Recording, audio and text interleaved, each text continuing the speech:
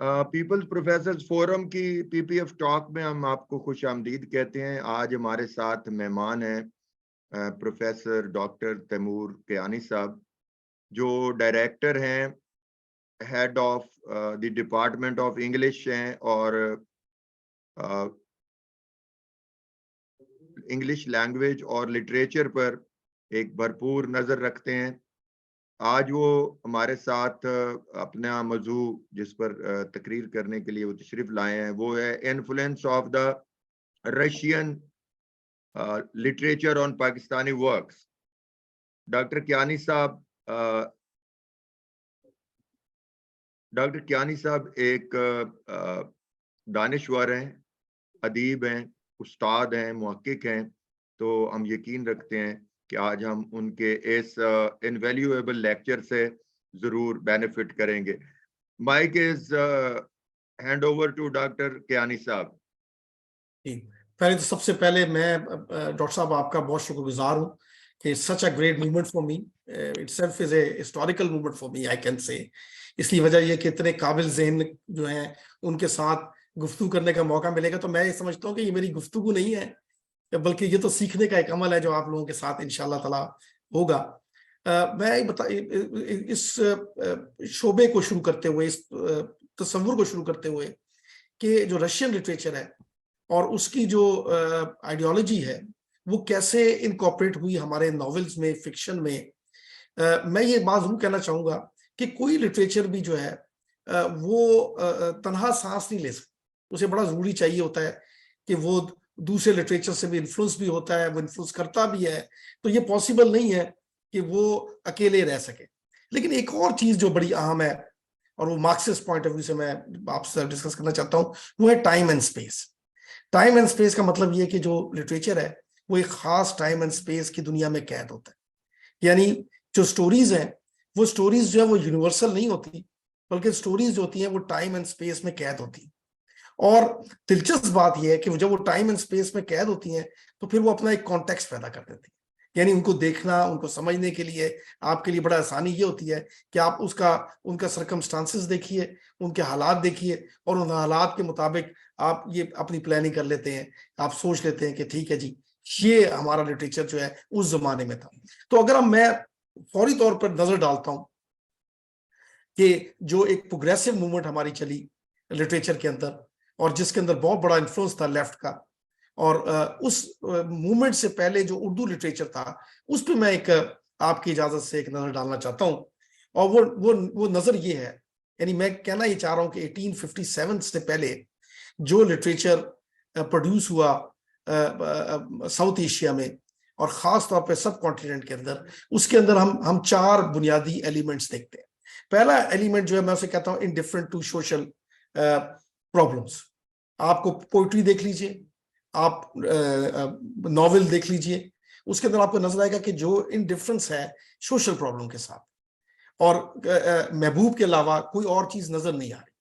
और महबूब जो है वो भी, उसकी जो प्रॉब्लम्स हैं वो भी ऐसे प्रॉब्लम्स हैं जो कि जिसका ताल्लुक सोशल इश्यूज के साथ जो है वो नहीं है। फिर उसके बाद हम देखते हैं कि इमेजिनेटिव इन नेचर है, यानी एक तसव्वुराती दुनिया है। महबूब दूर है, महबूब से दूरी जो है वो कट नहीं पा रही, और महबूब ही तसव्वुर में है। और जिंदगी का जो महवर है वो जो है वो सोशल और इकोनॉमिक प्रॉब्लम्स नहीं है, बल्कि वो उसकी दुनिया है, उसकी आंखें हैं, उसकी बाल हैं, उसकी जहरी शक्ल सूरत है। और फिर हम उसके बाद देखते हैं कि एक सेंटिमेंटल है, मोस्टली सेंटिमेंट। और अगर आप वो देखिए कि उसमें जो जज्बातीपन है, वो जज्बातीपन भी माशरे से मैच नहीं हो रहा। लेकिन वो क्या है, क्योंकि एक जो उर्दू लिटरेचर है वो बड़ा इंस्पायर्ड है फारसी लिटरेचर से। और फारसी के अंदर तो आपको पता है कि वो एक बड़ी इनरिच दुनिया है अल्फाज की और चीजों की। तो वो क्या हो रहा है कि वो अब उसको अपने कॉन्टेक्स्ट में नहीं ला रहे, अपने हालात के मुताबिक जो है ना वो नहीं ला रहे। और एक वजह, इसको मैं कहता हूँ डिटैचमेंट फ्रॉम रियलिटी। यानी वो क्या है, वो डिटैच है किससे, रियलिटी के साथ। तो ये चार चीजें हमें उर्दू लिटरेचर में नजर आती। और अगर आप ये देखिए कि इसी लिटरेचर को आप अगर आप डिप्टी नजीर अहमद की किताब तौबत नसूह में देखें तो वो जो क्रिटिसिज्म हमें नजर आता है वो क्रिटिसिज्म भी इसी से मिलता जुलता है। यानी कि जो बातें हैं, जो गुफ्तगू है, जो हमारे लिटरेचर के अंदर पाई जा रही है, वो क्या है, वो जमाने से कटी हुई है। जमाना कुछ और कह रहा है और लिटरेचर कुछ है, वो कुछ और है। तो सबसे बड़ी कंट्रीब्यूशन जो है जो प्रोग्रेसिव मूवमेंट की है लिटरेचर के अंदर खास तौर पर, उसके अंदर सबसे बड़ी तब्दीली ये आती है कि हम देखते हैं कि एक नजरिया उभर रहा है, एक सोच उभर रही है। और वो सोच क्या है? वो सोच ये कि यार ये जो सोशल प्रॉब्लम्स हैं, ये जो इकोनॉमिक इश्यूज हैं, ये जो हमारी जिंदगी है, इस जिंदगी के जो मीनिंग्स हैं वो हमें खुद क्रिएट करने पड़े। अब इसमें एक यूरोपियन इन्फ्लुएंस भी आपको नजर आता है, लेकिन मेनली आपको एक रशियन इन्फ्लुएंस और एक लेफ्ट की मूवमेंट आपको नजर आती है कि आप जिंदगी के मसाइल से भागें ना, आप जिंदगी को सामने फेस करें, उनको उस जिंदगी को उसके मीनिंग तलाश करें। देखिए, मीनिंग दो तरह से होते हैं लाइफ के, एक मीनिंग एक्सटर्नल मीनिंग है और एक क्या है, इंटरनल मीनिंग है। तो लिटरेचर जो है वो क्या हुआ, वो एक्सटर्नल मीनिंग से हटता नजर आता है हमें, और हम देखते हैं कि उसके अंदर एक इंटरनल मीनिंग आ जाता है। वो इंटरनल मीनिंग जो है उस प्रोड्यूस करने के लिए वो एक पंचूर बनाते हैं, वो एक आइडियोलॉजी सेट करते हैं।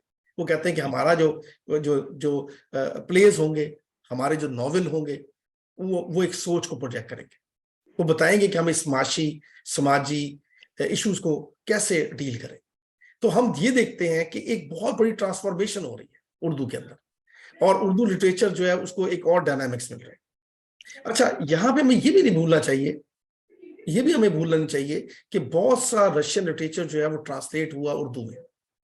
मिसाल के तौर पर आप नॉवेल देखिए मदर, माँ के नाम से एक नॉवेल जो है, वो शायद मेरे ख्याल में उसकी इतनी पब्लिकेशन पाकिस्तान में हुई हो जितनी शायद अब इस वक्त हमें रशिया में ना होती हो।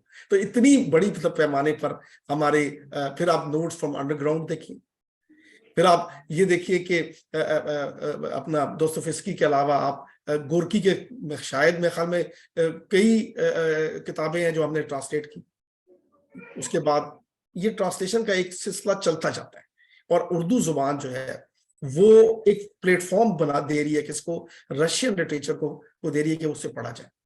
दिलचस्प बात यह है कि आप ये देखिए कि शुरू में जब ट्रांसलेशन आती है तो कमाल की बात यह है कि उसके उन नामों के साथ कोई उर्दू तर्जमा करने वाले का नाम नहीं लिखा होता। ये बड़ी दिलचस्प बात, क्योंकि वजह है कि जमाने की सख्तियां हैं, एक कम्युनिस्ट आइडियोलॉजी है, एक सोशलिस्ट आइडियोलॉजी है, जरा उसको बारे में गुफ्तगू करना भी जो है वो क्या है, वो नामुमकिन है।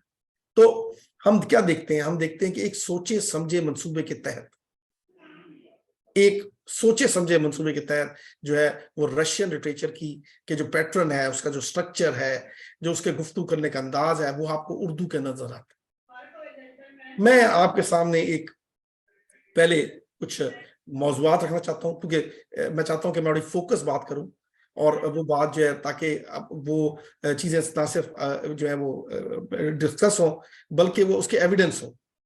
मिसाल के तौर पर मदर है, मदर के अंदर नॉवेल के अंदर एक माँ है। माँ जो है वो एक फैक्ट्री वर्कर की माँ है। फैक्ट्री वर्कर जो है वो अपनी जिंदगी को चेंज करना चाह रहा है। वो देख रहा है कि मेरे इर्द गिर्द गुर्बत बढ़ रही है, वो देखने चाह रहा है कि मेरी रियासत भाग गई है, रियासत नजर ही नहीं आ रही, और मैं जो उलझा हूं, मैं परेशानी में हूँ, प्रॉब्लम्स में हूँ, तकलीफ के अंदर हूँ। और आ, आ, आ, फिर वो क्या है कि वो जो माँ है उसे पता चलता है, कोई दोस्त यार उसे बताते हैं, तो वो कहते हैं यार तुम्हें पता है कि जो पालेव जो है जो तुम्हारा बेटा है, ये इसे पाशा भी कहते हैं, ये तो तुम्हें पता है कि ये तो खुदा को नहीं मानता, यानी ये तो खुदा को नहीं मानता। तो बड़ी दुखी होती है, क्योंकि उसने अपने गले के अंदर स्लीव पहनी होती है, और वो कहते हैं वो तो बड़ी रिलीजियस माइंडेड होती है।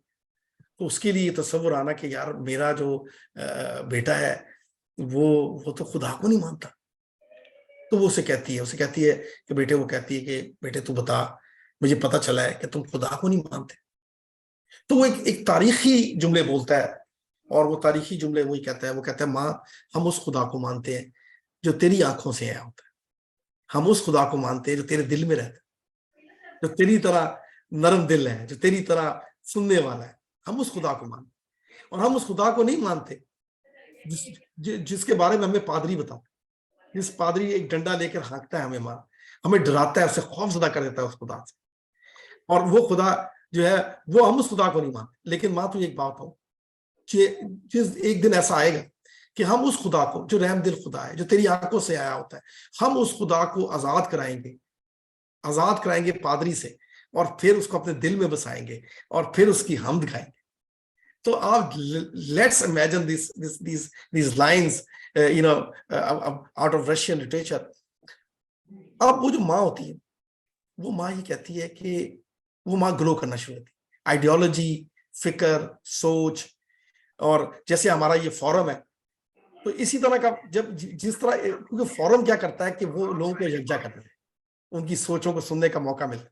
तो वो जब माँ अकेले में उनकी उन बच्चों की बातें सुनती है तो वो ग्रो करने लगता है, और जब वो ग्रो करती है तो क्या होता है कि वो उनकी आइडियोलॉजी के साथ जो है वो जुड़ जाती है, और ये लेफ्ट की एक बहुत बड़ी एक मूवमेंट का आगाज हो जाता है।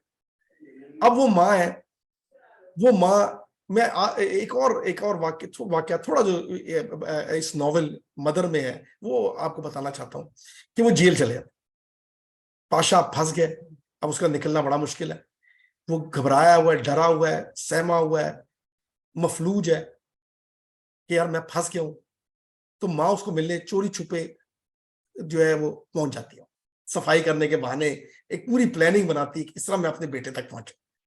बेटा जो है वो लेफ्ट विंग का एक लीडर है, ठीक है, और वो उसके वहां पहुंचती है, उसे कहती है बता कि मुझे तू बड़ा कमजोर लग रहा है, तू मुझे बड़ा दुखी लग रहा है।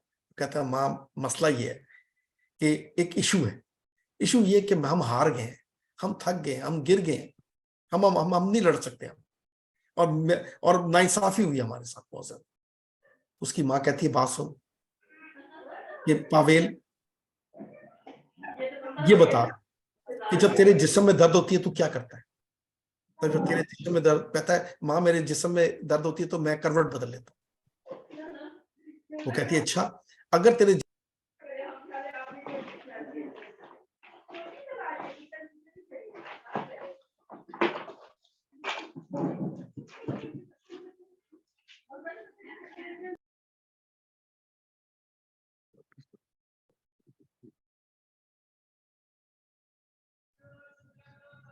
अफजाल भाई, ये डॉक्टर साहब का माइक ऑन कीजिएगा।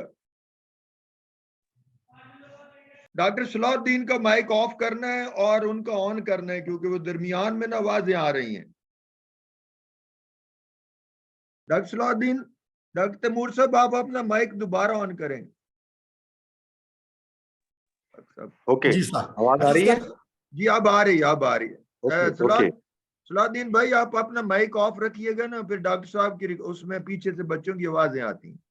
Very nice. जी प्लीज डॉक्टर साहब कैरी ऑन। अच्छा सर, तो मैं दूसरी बात, और वो ये मैं आपको वो बता रहा हूँ, वो चीजें साइड कर रहा हूँ लिटरेचर के साथ, रशियन लिटरेचर से, और नॉवेल का नाम है माँ। और मैं ये कहना चाह रहा हूँ कि उस नॉवेल ने पूरी सदी बदल दी, उसने इंसान के अंदर इंसान की सोच बदल दी। एक नॉवेल ने यूरोप को चैलेंज कर, उसकी डॉगमेटिक सोच को चैलेंज कर, और बल्कि यूं समझे कि अगर लेफ्ट का अगर कोई कहे कि एक ही उसको सिर्फ नॉवेल पढ़ना हो और उससे वो लेफ्ट को की आइडियोलॉजी को अंडरस्टैंड करना चाहते हैं चाहे, तो गोरकी का ये नॉवेल मदर उसके लिए काफी। तो मैं उस पर एक दूसरी चीज पॉइंट आउट कर रहा हूँ कि माँ उस तक पहुंच जाती है, जेल में है बेटा, ठीक है, और वो उसको उसे उसे उसे कहती है, पावेल उसका नाम है, और पाशा भी मैंने आपको कहा, क्योंकि रशिया में लिटरेचर में एक शख्स के कई नाम होते हैं, ये उनका एक कॉमन हेरिटेज है। तो वो कहती कि बेटे तू बता, जब तू उदास क्यों है? वो कहता है उदास इसलिए हूं माँ कि हम हार गए, हमारी स्ट्रगल खत्म हो, हमारी जद्दोजहद खत्म हो, हम रुल गए। तो वो माँ कहती है बात सुन, जब तेरे जिस्म में दर्द होती है तू क्या करता है? वो कहता है माँ मैं जहां दर्द होती है मैं वो उधर से करवट बदल लेता हूँ और दूसरी तरफ अपने आप को पहलू बदल लेता हूँ। तो वो ये माँ ये कहती है बात सुन बेटे, अगर तेरे तेरे जिस्म में दर्द होती है, तू करवट बदल लेता है, तो तेरी सोच, जब तू मुश्किल में होता है तो तेरी सोच करवट क्यों नहीं बदलती? सोच की करवट बदल। तो दीज आर दी, अगर आप मुझे कहें कि वर्ल्ड लिटरेचर के सबसे ज्यादा स्ट्रॉन्ग वर्ड्स, अगर मैं कहूं कि पिछले 200 ईयर्स के अंदर वो कौन सी एक लाइन है जिसने वर्ल्ड लिटरेचर में सबसे बड़ा मुकाम पाया, तो वो ये लाइन है, सोच की करवट। तो सोच की करवट जो है वो रशियन लिटरेचर का एक बड़ा बड़ा आम पहलू है कि रशियन लिटरेचर जो है वो अगर हम गोरकी से, मैंने जैसे आपको साइट किया, अब आप इसकी झलक देखें, मदर की झलक जो है वो आप झलक देखिए खुदा की बस्ती।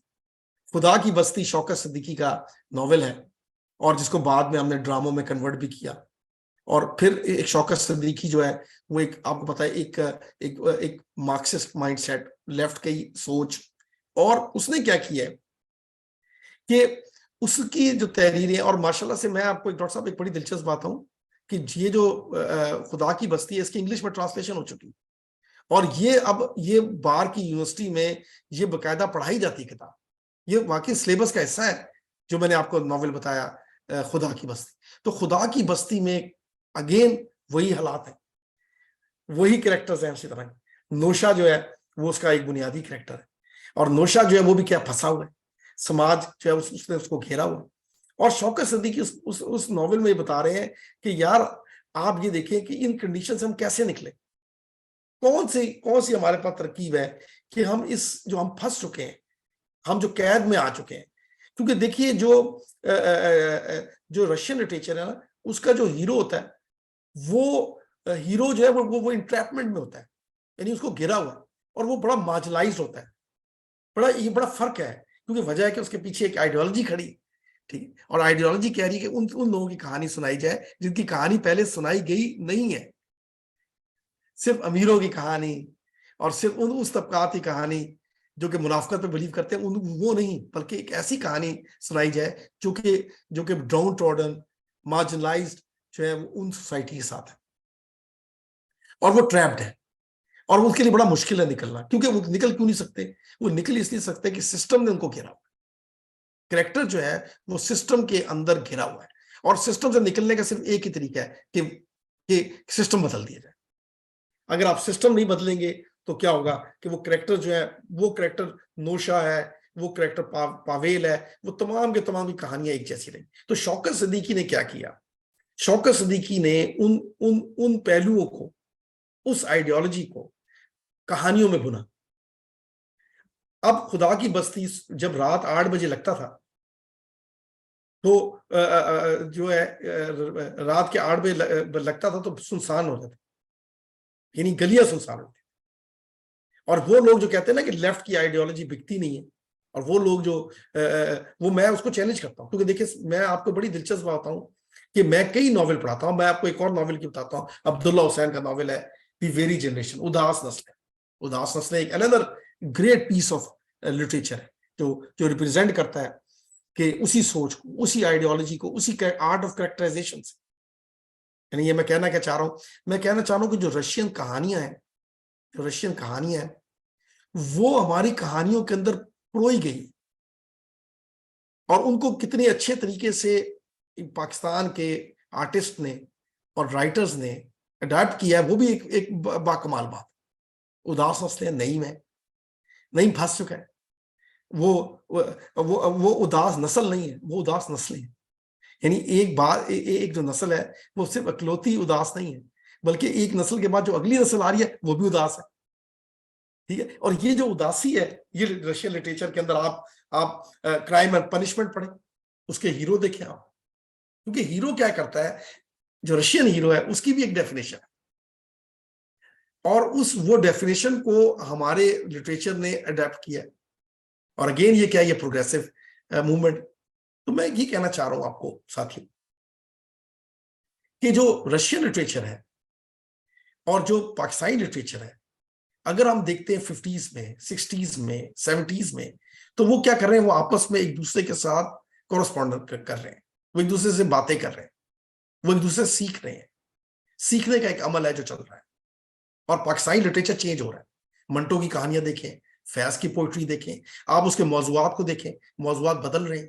और वो जो उर्दू लिटरेचर था, जो मैंने जिसकी आपको 4 चीजें गिनवाई, कि जिसके अंदर वो इनडिफरेंट था रियलिटी के से, जो इनडिफरेंट था सोशल इशू से, अब क्या हो रहा है कि वो उन इश्यूज को क्या किया जा रहा है, चैलेंज किया जा रहा है, और चैलेंज बढ़ता जा रहा है, चैलेंज बढ़ता जा रहा है। हमारी प्रॉब्लम क्या है, और ये मैं एक अहम बात पर आना चाहता हूँ। हमारी प्रॉब्लम ये है कि जो हम लेफ्ट की आइडियोलॉजी जो है वो दुनिया को सुनाना चाहते हैं, लेकिन हम स्टोरी के जरिए नहीं सुनाना चाहते, जबकि हमें पता है कि दुनिया जो चीज समझ में आती है वो क्या चीज है, वो है स्टोरीज। मैं और आप सब स्टोरीज हैं। अगर हम स्टोरी सुनाएंगे, अगर हम स्टोरी नहीं सुनाएंगे तो क्या होगा? हमारे आइडियोलॉजी को सिर्फ एक बात में कह के खत्म कर दी जाएगा, यार ये तो पुरानी हो। तो अगर फर्ज करें हमारी कहानियां बिक रही हैं, तो फिर हमारा नजरिया जो वो कैसे पीछे रह सकता? तो प्रॉब्लम और इशू क्या है? इशू ये है कि इस तरह के कई नॉवेल्स जो है, आप मंटो के टू टेक सिंह देख लीजिए, उसकी आर्ट ऑफ कैरेक्टराइजेशन देख लीजिए, उसके अंदर दोस्तोयेव्स्की झलकता है। ठीक है, तो हमारे राइटर्स जो हैं, हमारी जो सोच है, हमने क्या किया कि 80s में इस सोच को मार दिया। हमने कहानियां बदल दी, हमारी कहानियां चेंज हुई, हम बदल गए। और हमने कहानियों में क्या करना शुरू कर दिया? हमने फौरी तौर पर इशफाक अहमद मॉडल पकड़ लिया। इशफाक अहमद मॉडल जो था वो इससे बिल्कुल मुख्तलिफ था। क्यों? यहां मैं एक ही आर्गुमेंट आपके सामने पेश करना चाहता हूं। नंबर वन ये था कि जो रशियन लिटरेचर था वो ये कहता था कि you can change your fate. आप अपना फेट चेंज कर सकते through hard work, through logic, through wisdom, through policies, through system. You can change your life, you can change your fate. Problem क्या था कि अगर आप शौकत सिद्दीकी को पढ़े, आप अब्दुल्ला हुसैन को पढ़े, तो उस पर एक उम्मीद है, एंड पे एक उम्मीद है।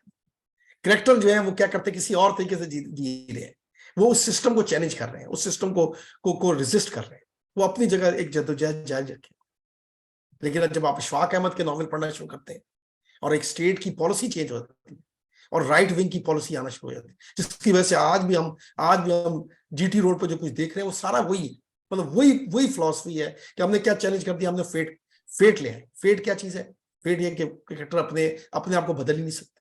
आप राजा गिद्ध पढ़ लें, पानो कुस्से का नॉवल है राजा गिद्ध, इतनी हमने उसको पॉपुलैरिटी दी है, कोई इंतहा नहीं। उसको पढ़े, क्या वो क्या फेट चेंज हो सकता है? नहीं।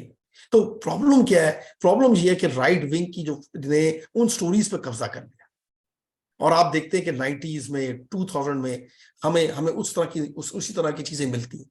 अब मैं आपको बताता हूं कि मैं वर्ल्ड लिटरेचर पढ़ाता हूं, मैं मॉडर्न ड्रामा पढ़ाता हूं, मैं क्लासिकल ड्रामा पढ़ाता हूं। मेरी ख्वाहिश क्या होती है, मेरी कोशिश ये होती है कि मैं लेफ्ट के जो टॉप के राइटर्स हैं, चाहे वो रशिया से आ रहे हैं, चाहे वो जर्मनी से आ रहे हैं, मैं उनको इंट्रोड्यूस करूं। और अभी पिछले दिनों मैंने जो है ये एक ब्रेख्त का प्ले है द कॉकेशियन चॉक सर्कल, उसको इंट्रोड्यूस करा। दिलचस्प बात है कि द कॉकेशियन चॉक सर्कल को पंजाबी में शाहिद नदीम ने लिखा, चाक चक्कर के नाम से। अजोका थिएटर ने उसको प्ले किया 1985 के अंदर। मार्शल लॉ के खिलाफ जो सबसे बड़ी तहरीक चली, उस तहरीक के अंदर ये एक प्ले भी शामिल था, और ये प्ले परफॉर्म हुआ, और मदिया गौहर ने इसको डायरेक्ट किया। तो मैं कहना ये चाह रहा हूं आपको कि हमारी जो स्टोरीज थी, जो रशियन इन्फ्लुएंस था, वो इन्फ्लुएंस कम होता गया। वो कम इसलिए होता गया कि स्टेट ने, रियासत ने ये फैसला कर लिया कि हमने इन स्टोरियों को मार देना है। जिस स्टोरी के अंदर उम्मीद हो, जिस स्टोरी के अंदर ख्वाब हो, जिस स्टोरी के अंदर आइडियलिज्म हो, जिस स्टोरी के अंदर ये बात हो कि कैरेक्टर जो है वो कैरेक्टर से हीरो बन जाता है, कैरेक्टर जो है वो कन्वर्ट होता है। शुरू में क्या होता है, वो एक आम कैरेक्टर होता है, और जब स्टोरी आगे आगे बढ़ती है तो क्या होता है कि उसके कुछ ब्लॉक्स आते हैं। मिसाल के तौर पे मैं आपके सामने एक ब्लॉक रखना चाहता हूँ। वो ब्लॉक्स क्या है? स्टोरी जब स्टार्ट होती तो इंसान कैरेक्टर होता है। कैरेक्टर क्या होता है? वो एक प्रॉब्लम में जाता है, उसके साथ एक प्रॉब्लम होता है, एक इश्यू होता है, उस प्रॉब्लम को एक गाइड मिल जाता है। अब वो गाइड क्या है? वो सोशलिज्म भी हो सकता है, ठीक है, वो गाइड जो है कोई प्रोडक्ट भी हो सकता है। फिर क्या होता है कि वो गाइड मिलता है, गाइड से उसे कैसे कहता है कि तुम ये कर लो ना अगर, तो तुम्हारे मसले हल हो जाए। और फिर क्या होता है कि वो अपने उस प्रोडक्ट के से, उस कॉन्सेप्ट से, उस फिलॉसफी से, उससे क्या करता है कि वो अपने मसला हल कर लेता है। जब उसका मसला हल हो जाता है तो वो क्या होता है? वो हीरो बन। ये एक स्टोरी लाइन है, लेकिन हो क्या रहा है? वो ये है कि अगर आप इन डेप्थ जाएं और आप देखें कि 80s के बाद खास तौर पे 90s में जिस किस्म के ड्रामे शुरू होते हैं, स्टार्टिंग फ्रॉम इशफाक अहमद, बानो कुसिया और एंड किस पे उमैरा अहमद को, उमैरा अहमद के भी आप नॉवेल पढ़े, आप वहीं पे आके खड़े हुए थे।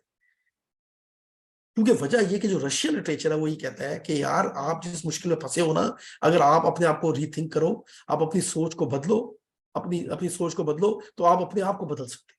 जब आप अपने आप को बदलोगे, आप दुनिया को बदल दोगे। तो ये जो सोच थी, जो ट्रांसफॉर्मेशन की सोच थी, जो आपको आपको 70s के अंदर पीपल्स पार्टी में नजर आती है, ठीक है, वो आपको वो जो सोच नजर आती है, वो सोच जो है वो मैं समझता हूँ ये खजाना सोच है। वो एक खजाना इसलिए सोच है क्योंकि उस सोच ने उस एक माशरे को क्रिएट किया। आज हम फिर वहीं खड़े हैं, क्योंकि हमारी जो स्टोरीज हैं, जो हमारी राइट विंग की स्टोरीज हैं, जिसमें जालिम को प्यार करो, जालिम के माथे के ऊपर चूम लो तो वो जालिम ठीक हो जाता है, ठीक है, और रेजिस्टेंस ही कोई नहीं है, रेजिस्टेंस खत्म कर दो और कहो कि तस्लीम कर लो। तो ये जो तस्लीम करना है, उस जालिम को तस्लीम कर लेना है, जो राजा गेद में भी नजर आएगा। हर में आपको स्टोरीज उठाते जाएं, लिटरेचर उठाते जाएं, क्योंकि वजह इसकी है कि जो ताकतवर तबका था पाकिस्तान, उसे पता था कि इस कौम की स्टोरियां बदल दो तो ये बदल जाएंगे। एक ही स्टोरी सुनाओ, स्टोरी सुनाते सुनाते इनको ऐसी स्टोरी सुनाओ जिसमें ये समझे कि हम तो कुछ कर ही नहीं सकते, हम बेबस है, बस ये दुआ मांगे अल्लाह ताला हमारी कोई मदद करते तो उस मदद से शायद हम निकल जाए। ये पूरी कहानी, इन अदर वर्ड्स, हमारी स्टोरी तो ग्रीक स्टोरीज बन गई।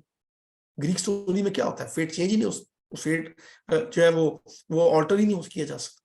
तो हुआ क्या कि जब जो रशियन इन्फ्लुएंस था उसको इसलिए मार दिया गया बाद में कहा गया यार अफगानिस्तान की जो मूवमेंट चली, यार वो तो खैर मुस्लिम लिटरेचर, उस लिटरेचर को हम लेंगे तो हमारे अपनी नस्लें खराब कर देंगे हम, ठीक है।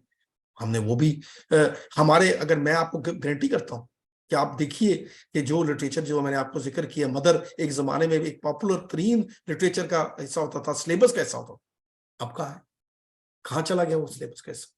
तो मैं उस दिन यहाँ पर एक हमारा थिंक फेस्ट के नाम से एक प्रोग्राम हुआ, और वो जो थिंक फेस्ट के नाम से एक प्रोग्राम हुआ, और उसमें बड़ी दिलचस्प बात कि उसके अंदर लेफ्ट के रिव्यू के ऊपर जो है वो डॉक्टर तैमूर रहमान भी आए, और अपना फैज अहमद फैज की जो बेटी है सलीमा हाशमी, वो भी आए, उन्होंने बड़ी अच्छी डिस्कशन की।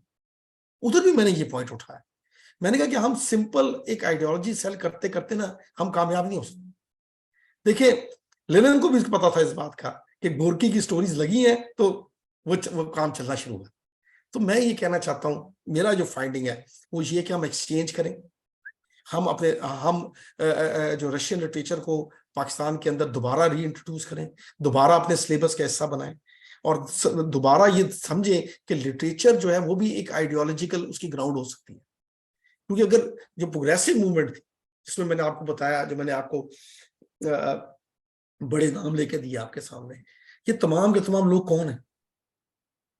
मंटो से ले लें, फैज से ले लें, अब्दुल्ला हुसैन, शौकत सदीकी, ठीक है, अहमद अदीब कासमी, ये तमाम लोगों ने उन्हें ये रियलाइज कर लिया कि यार हम स्टोरीज वो सुनाएंगे जो मकसद, जिसके अंदर मकसद हो, जिसके अंदर कोई फिलॉसफी हो, जिसके अंदर कोई रिजल्ट हो।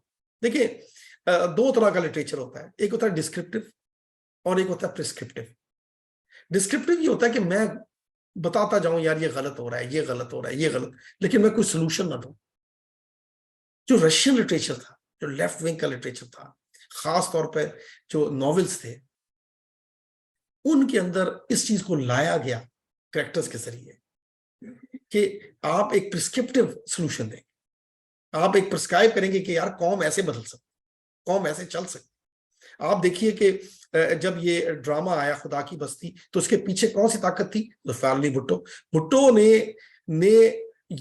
को उन्होंने बताया कि जी खुदा की बस्ती जो ड्रामा है ना वो गुम हो गया, क्योंकि ज़ाहिर आपको पता है अयूब खान और ये खान खिलाफ थे इस तरह की सोच के, वहां तो आप बोल ही नहीं सकते थे इस किस्म की सोच के, हवाले नहीं दे सकते। तो उन्होंने कहा कि जी हमने ये बनाया था ड्रामा, लेकिन ड्रामा जो है ना वो हमसे, इसकी सीडीज गुम हो गई। भुट्टो ऑर्डर्ड, उसने कहा, शौकत सदी को कहा कि नहीं, छोड़े सारे काम, दोबारा से ये फिल्म, ये जो है ये ड्रामा दोबारा बनेगा। और वो दोबारा ड्रामा शूट हुआ, दोबारा टेलीकास्ट हुआ, दोबारा उसके पीछे एक रियासत खड़ी हुई। रियासत ने बताया कि यार ये सोच हम परवान चलाएंगे, फिर ऐसी सोच लाएंगे जिसके अंदर तब्दीली हो माशरे के अंदर। अब हम कहाँ खड़े हैं, अब हमारे प्लेस आप देखें किस तरफ ले जा रहे हैं, हमें क्या सोच प्रोजेक्ट कर रहे हैं। हमारा जो ड्रामा सबसे ज्यादा पॉपुलर इस वक्त है हुआ पिछले चंद सालों में, उसका नाम है मेरे पास तुम हो, मेरे पास तुम हो। क्या फिलॉसफी उसके पीछे, किस फिलॉसफी के ऊपर वो नॉवेल चल रहे हैं, अगेन इश्यूज क्या है। तो हमने अपने इश्यूज भी मार दी, इश्यूज के अंदर जो जो जो आइडियलिज्म था वो भी खत्म कर दिया। तो पाकिस्तान मैं समझता हूं कि आज जहां खड़ा है, और हम डॉक्टर साहब यहाँ पर हम गिफ्ट यूनिवर्सिटी में एक रिसर्च सेंटर बना रहे हैं, रशिया की रशियन का कल्चर सेंटर बना रहे हैं आप अपनी यूनिवर्सिटी के अंदर। और मैं उस सिलसिले में उन लोगों से मिला, अपने अपने रशियन काउंटर पार्ट से। सारा वो बदल चुके हैं, लेकिन वो भी अपनी इस हेरिटेज को नहीं घुमाना चाहते। वो भी चाहते हैं कि हमारे नॉवेल, हमारा कल्चर, हमारी चीजें परवान चढ़े और बताएं कि वो जो लिटरेचर हमने प्रोड्यूस किया, क्योंकि अब वो हम उतना अच्छा लिटरेचर हम भी नहीं प्रोड्यूस कर पाते। तो मैं ये समझता हूँ कि हमने अपने अपने अपना किबला ही बदल दी। अब पाकिस्तान ये कहता है कि जी हम निकलना चाहते हैं दहशतगर्दी से, हम निकलना चाहते हैं इस घुटन के माहौल से। कैसे निकले पाकिस्तान? पाकिस्तान ऐसे निकले कि पाकिस्तान की स्टोरीज बदले, कहानियां बदले। अगर हमारी कहानियां वही हैं, हमने कहानियों को एक राइट विंग में उस तरफ ले गए हैं, जो वो कहानियां जिनका कोई प्रोडक्टिव सोल्यूशन नहीं, जो कह रही है कि अच्छा यार दुआ मांग लेना, दुआओं से मसले हल हो जाएंगे, ठीक, सोल्यूशन नहीं, कोई कंक्रीट बात नहीं। क्योंकि देखिए जो रशियन लिटरेचर था वो कंक्रीट बुनियाद पर रियलिटी प्रेजेंट हो रही है, जैसे रियलिटी है, जैसे रियलिटी है। शौकत सिद्दीकी का नॉवेल पढ़े, खुदा की बस्ती, एक एक लफ्ज आंखों में आ जाता है। मैं यकीन करे, जब मैं वो नॉवेल पढ़ा के, क्योंकि उसकी इंग्लिश है गॉड्स ओन लैंड, मैं वो इंग्लिश में पढ़ाता हूँ, ज़ाहिर है मैं इंग्लिश में उस्ताद हूँ। तो मैं जब उसको पढ़ाता हूँ डॉक्टर साहब, तो आप यकीन करें मैं मेरे आंखों में आंसू गिरने शुरू हुए। मैं रियलाइज करता हूँ, और जो स्टूडेंट है वो स्टूडेंट खड़े होकर भी सुनना पसंद करते हैं। इसकी वजह यह है कि हमारे पास वो चीज है जो जो किसी और के पास नहीं।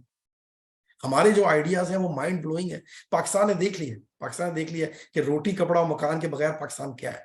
पाकिस्तान ने देख लिया, पाकिस्तान ऐसा नहीं, पाकिस्तान को पता नहीं, पाकिस्तान को भी पता है कि वो कहाँ खड़े हैं। प्रॉब्लम क्या है कि हमने, हमारे लीडर्स ने, आप मुझे बताएं कि जैसे खुदा की बस्ती के पीछे जुल्फकार अली भुट्टो खड़े हुए, क्या बिलावल का फर्ज ये नहीं बनता कि वो अजोका के किसी ड्रामे में या लेफ्ट विंग के किसी प्रोग्राम के अंदर शिरकत करें, ताकि पता चले हमें कि यार हमारे लीडर्स भी उधर खड़े हैं। तो मैं ये कहना चाहता हूँ कि लिटरेचर को हमने तनहा कर दिया। ये जो हमारा जीटी रोड है, मैं तो उसको जीटी रोड पॉलिटिक्स कहता हूँ। जीटी रोड जो है वो इसी तरह, इसी किस्म के दो मुर्गे आएंगे, दो मुर्गे आगे लड़ना शुरू कर दिया करेंगे आपसे, एक दूसरे से। मुर्गे लड़ाने का काम है, कोई आइडियोलॉजी नहीं, कोई सोच नहीं, कोई गहराई नहीं, कोई कहानी नहीं। और आहिस्ता आहिस्ता हमें पता चलता जा रहा है कि हमारे पास तो कुछ भी नहीं। तो मेरी जो आखिरी बात है इस मौजू के ऊपर वो ये है कि डॉक्टर साहब, कि मुझे कोई कभी कभी आपका कोई फोरम में मौका मिले तो मैं इन नॉवेल्स को आपके साथ मिल के पढ़ूं, ताकि हम देखें कि हम जो हम हिस्ट्री पढ़ा रहे हैं, या हम फिलॉसफी पढ़ा रहे हैं, या हम इकोनॉमिक्स पढ़ा रहे हैं, हम कोई सब्जेक्ट्स पढ़ा रहे हैं, हम उन सब्जेक्ट्स में इन कहानियों को इंकॉर्पोरेट करें, तो हमारा जो है, हमारी मंजिल जो आसान हो। तो ये मैं आप लोगों से गोशगुजार करना चाहता था। मैं डॉक्टर साहब यकीन माने, मैं बहुत शुक्रगुजार हूँ कि आपने इतना लंदन इन्वायरमेंट जो है मुझे दिया है और मुझे अपने ख्यालात पेश करने का मौका दिया। Thank you.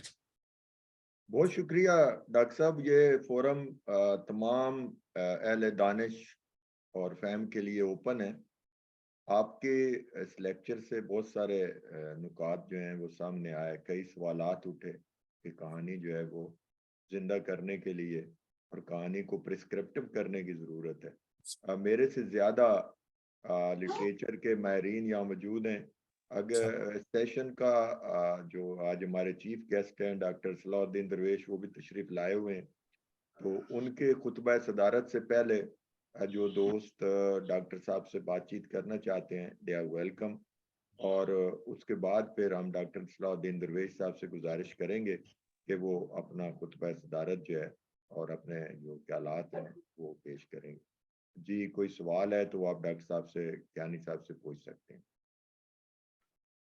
डॉक्टर साहब, एक पुरमगज़ लेक्चर जो आपने लिटरेचर के हवाले से दिया, वो रशियन लिटरेचर हो या पाकिस्तानी लिटरेचर, जिस तरह आपने उसकी ज़मीं से जुड़त को वाज़ेह किया, वो इंतहाई खूबसूरत तजुर्बा था।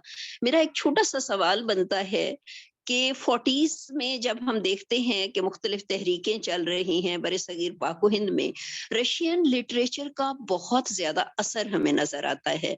जबकि इंतजार बल्कि किया जाता है कि रशियन लिटरेचर से कोई चीज नई आए और उसे पढ़ा जाए, उस पर बहसें हुई और तहरीकों में भी उसका बड़ा फिर असर पड़ा है। क्या मौजूदा दौर में आप समझते हैं कि वो ज्यादा प्रोग्रेसिव दौर है या वो ज्यादा प्रोग्रेसिव दौर था जो हम गुजार आए हैं? ठीक, बहुत ज्यादा बात की डॉक्टर साहब आपने। देखिए, जो हम दौर गुजार आए हैं, आप यकीन माने कि उससे ज्यादा प्रोग्रेसिव दौर तो कोई हो ही नहीं सकता। क्योंकि वजह इसकी ये कि अगर आज पंजाब यूनिवर्सिटी में जाएं और आप उन दो तस्वीरें देखें कि जो उस जमाने की खिंची हुई थी, तो आपके उन लोगों के अंदर उनको देखने से आपको अंदाजा हो जाता है कि उनकी सोच जो है वो किस लेवल की तरफ चली गई। एक बात। दूसरी बात ये है कि एक रिवाइवल हो रहा है। एक रिवाइवल ये हो रहा है कि डॉक्टर काजी से मैं मुखातिब हूं कि रिवाइवल ये हो रहा है कि रशिया दोबारा से हमारे पास जो है वो एक उनके साथ हमारा कनेक्शन डेवलप हो रहा है। आप देखिए, पहली दफा कितने अरसे के बाद उनके काबीना के लोग आए हैं। हमारे जो है हरदिल अजीज फॉरेन मिनिस्टर जो है बिलावल जो है वो रशिया गए, उन्होंने रशिया के साथ गुफ्तगू की है। हमारी कई गुफ्तगू का आगाज हो चुका है और मैंने आपको बताया कि रशिया तो बड़ा इंटरेस्टेड है कि वो पाकिस्तान के साथ मिलके जो है वो काम करे। तो मैं बड़ा होपफुल हूं कि आप देखिएगा कि जैसे हमारे चाइना फ्रेंडशिप के सेंटर्स खुले, उसी तरह अब एक रशियन कल्चर सेंटर खुलेंगे। और जरूरत इस बात की, देखिए मैं आपको एक बात कहूंगा कि जो नए जर्नलिस्ट बातें कर रहे हैं, जो कि top of the line journalist है, जब उनसे मेरी बातचीत होती है, उसमें से एक जर्नलिस्ट का नाम है ताहिर मलिक। वो हमारे प्रोग्राम भी पेश करते हैं face to face Zee news के ऊपर, और वो हमारे head of the mass com department है हमारी गिफ्ट यूनिवर्सिटी के अंदर। तो वो मुझे कहने लगे कि देखें, अब पाकिस्तान में जो सबसे बड़ी तब्दीली जो आएगी ना, वो रैशनल थिंकिंग हो, थिंकिंग रैशनल हो जाएगी। हमारे आप गुजरात 40s के वो रैशनल थिंकर्स, उन्होंने अंदाजा लगाया था कि क्या चीज अचीव की जा सकती है और कैसे अचीव की जा सकती है। हमारी जो सोच है ये बुरा ना मनाएगा, मैं समझता हूँ कि ज़ियाउल हक की जो सोच है, ये ज़ियाउल हक ने हमें कन्वर्ट कर, ये जो मैं ये कहता हूँ कि भुट्टो जिंदा है और ज़ियाउल हक जो है वो उसकी हुकूमत है। मतलब आप ये सोचिए कि हम पीछे चले गए हैं सोच में। तो लेकिन मैं पुरुमीद हूँ कि जैसे हमारा फोरम है, मैं दाद देता हूँ डॉक्टर साहब को कि उन्होंने ये इस तरह की जबरदस्त फोरम को डेवलप किया है और ये मौका दे रहे हैं। तो हमारी कोशिश ये होनी चाहिए कि हम जिस सतह के पर भी हों, हम उस लिटरेचर को दोबारा से टाइम एंड स्पेस दें और उस करिकुलम में और चीजों में उसको ऐड करें। Thank you. जी, कोई और दोस्त? जी डॉक्टर साहब, बहुत शुक्रिया, आपने बहुत मुदल्लिल और खूबसूरत जवाब दिया। लेकिन मेरी एक छोटी सी और गुजारिश कि आपने दोस्तोयेवस्की का जिक्र किया, आपने मैक्सिम गोर्की का जिक्र किया, माँ के हवाले से भी बड़ी खूबसूरत गुफ्तगू हुई। मौजूदा दौर में बानो और अशफाक के करैक्टर को भी आप लाए और हलाल और हराम थ्योरी के हवाले से भी बात हुई। लेकिन क्या आप समझते हैं कि वेस्ट का लिटरेचर या रशियन लिटरेचर ही ले लें या पाकिस्तानी लिटरेचर, जमीन से जुड़त क्या पाकिस्तानी लिटरेचर की ज्यादा है या रशियन लिटरेचर की ज्यादा है? देखिए, ये आपका बड़ा अच्छा है। मैं समझता हूँ कि पाकिस्तानी लिटरेचर की जो जुड़त है, खासतौर पे उदास नस्लें, अगर आप पूरी उस जमाने को स्टडी करना चाहें तो मैं नहीं समझता कि उदास नस्लें से ज्यादा बेहतरीन नॉवेल आपको मिल सकता है। और वो अगर जब तक वो, और लिटरेचर की ताकत भी यही होती है कि जब तक वो जमीन से नहीं जुड़ता, ठीक, वो ताकतवर नहीं होता। तो आपकी बात बिल्कुल दुरुस्त है और मैं इस पे ये कहना चाहता हूँ कि पाकिस्तानी लिटरेचर खास तौर पर वो जो हमने 1970 से पहले प्रोड्यूस किया और वो उसकी जो जुड़त है जमीन के साथ, हमारी खुशबू है। अब मैं आपको एग्जांपल देता हूँ, कई जगह ऐसी तहरीर है जिसमें आपको पता ये चलता है कि वो मतलब वो कपास का फूल, या आप उनके प्लेस अगर उनकी शॉर्ट स्टोरीज पढ़ें, मंटो की टोबाटेक्स, तो एक अपनाइयत और अपनी ज्योग्राफी के साथ जो अटैचमेंट है वो आपको बहुत जबरदस्त नजर आती है। बहुत शुक्रिया डॉक्टर साहब, बहुत खूबसूरत सवाल। लेकिन मुझे जिंदगी में पहली बार लुत्फ आ रहा है बात करके, आपकी गुफ्तगू सुनने के बाद। मेरा दिल कर रहा है मैं एक सवाल जो ही खत्म हो मैं दूसरा कर दूं। जी आप जारी रखें डॉक्टर साहब, आप सवाल जारी रखें। जो हमारे लिए ये फख्र की बात है। बिल्कुल जी, हम भी मुस्तफीद हो रहे हैं जो दीगर अहबाब हैं, तो माशाल्लाह जी कैरी ऑन। बिल्कुल दोनों कॉमरेड हैं और जारी रखें गुफ्तगू को। जी बिल्कुल दुरुस्त। सर आपने मौजूदा दौर को देखा, और जब आप खुदा की बस्ती की बात कर रहे थे तो मेरा दिल कर रहा था शौकत सिद्दीकी एक बार दोबारा इस दुनिया में आए और कई राजे और नौशे हम खड़े करें, कई सुल्तानाएं हमारे सामने आए और उनसे सवाल करें कि जालिम क्या ऐसा लिख गए हो कि जिसका सिलसिला खत्म ही होने में नहीं आ रहा। वही सिलसिला है जो खत्म होने में नहीं आ रहा। आज भी हमारी नस्ल में राजा आ रहा है, नौशा आ रहा है, कितने ही सलमान हैं, कितने ही सुल्तानाओं को वो बादों की जंजीर से बांध के छोड़ रहे हैं। लेकिन क्या ऐसा कुछ नहीं हो सकता कि ऐसा अदब तख्लीक किया जाए कि जिसमें हमारे खास तौर पे कल्चर को, हमारे वसेब को पेश किया जाए, जिसमें हमारे सराइकियों के मसाइल सामने रखे जाएं, हमारे मुख्तलिफ जगहों पे। मैंने जब पढ़ा था कहीं अल्लाह मेघ दे, तारिक महमूद का नावल था और उन्होंने एक क्वेश्चन छोड़ा था, वो बहुत बड़ा सवाल था जो हमारे मौजूदा दौर पे मुंतबिक होता है, you want to possess me without owning me. और मुझे लगता है कि वही मसला हमारी जिंदगियों के साथ जुड़ के खड़ा हो गया है। क्या आप समझते हैं कि लिटरेचर हमारी जिंदगी का जितना आईनादार पहले था अब नहीं रहा? बिल्कुल, ये आपकी बात 100% दुरुस्त है, क्योंकि हम खुद अंधे हो गए, हमने देखना ही छोड़ दिया है। मैं आपको बताऊं कि ये जो सबसे बड़ा जुल्म हुआ है हमारे साथ, और खास तौर पर पंजाब के साथ, और खास तौर पर सेंट्रल पंजाब के साथ जो सबसे बड़ा जुल्म हुआ है, वो ये हुआ कि हम एक जालिम की थ्योरी को एक्सेप्ट कर लिया हमने। अरे अब आप ये देखिए ना कि एक सराइकी जो लिटरेचर है, उसकी उसकी जो गुफ्तगू है, वो उसका आगाज अब बड़े अरसे के बाद होना शुरू हुआ है। हमारी एक FC यूनिवर्सिटी की बहुत बड़ी अच्छी प्रोफेसर है, उन्होंने उनकी रिसर्च है कि सराइकी पोइट्री में रेजिस्टेंस के ऊपर है। उन्होंने फुल ब्राइट स्कॉलरशिप पे अमेरिका से उन्होंने ये सराइकी पोइट्री के ऊपर PhD की। जी। और माशाल्लाह से वो एक नुकबा लंगा उनका नाम है, डॉक्टर। हाँ, जी। तो और जी सॉरी सर, जारी रखिए प्लीज। तो हमारी प्रॉब्लम ये रही है कि हम पे जुल्म ये ढाया गया है कि हमें सबसे पहले हमें जो है वो, अगर मुझे कहने दीजिए कि पहले नून लीग की पॉलिसी चलती रही, फिर उसके बाद PTI आ गई, और ये तमाम की तमाम ये जो सोचे हैं, वो सोचते हैं वो तो हमें शायद पता नहीं किस मुल्क से जोड़ना चाहते हैं, मतलब हम एक और अफगानिस्तान बनाना चाहते हैं पाकिस्तान को। अगर आप उस सोच को देखें गौर से, कि वो सोच शायद उन मुल्कों ने तर्क कर दी हो, सऊदी अरब तर्क कर दी हो, सऊदी अरब चेंज हो गया हो, हम नहीं चेंज हो रहे, और हम उसी चीज को प्रमोट कर रहे हैं, उसी चीज को आगे लेके चल रहे हैं, और फिर उसके नतीजे हम भुगत रहे हैं। तो लिटरेचर जो है, आप जैसे लिखने वाले, आप जैसे ज़ेन रखने वाले, जब इसको एक मकसद बनाएंगे, तो बिल्कुल उन स्टोरीज को फिर अब एक प्लेटफॉर्म मिलेगा, वो दोबारा से रिवाइवल इंशाल्लाह वो वक्त जरूर आएगा।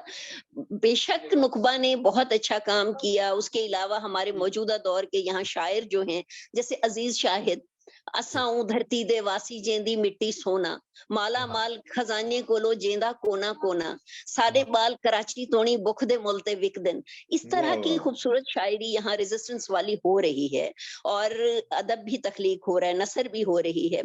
अब्दुल्ला हुसैन के हवाले से आपने बड़ी खूबसूरत गुफ्तगू की, लेकिन उस बेचारे के साथ जुल्म ये हुआ कि उनके हर नावल पे इल्जाम लगा।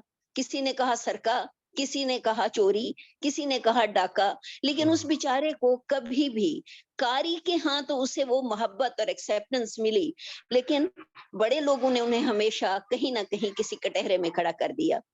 सही आप है। क्या समझते हैं इसी मौजू पर? अब्दुल्ला हुसैन ने भी लिखा इसी मौजू पर, कुरतुलैन हैदर ने भी लिखा इसी मौजू को लेकर, आगे बढ़ती हैं जाकर खदीजा मस्तूर भी लिखती हैं, लेकिन आप बड़ा नावल इनमें से किसे करार देते हैं इसी एक मौजू पे?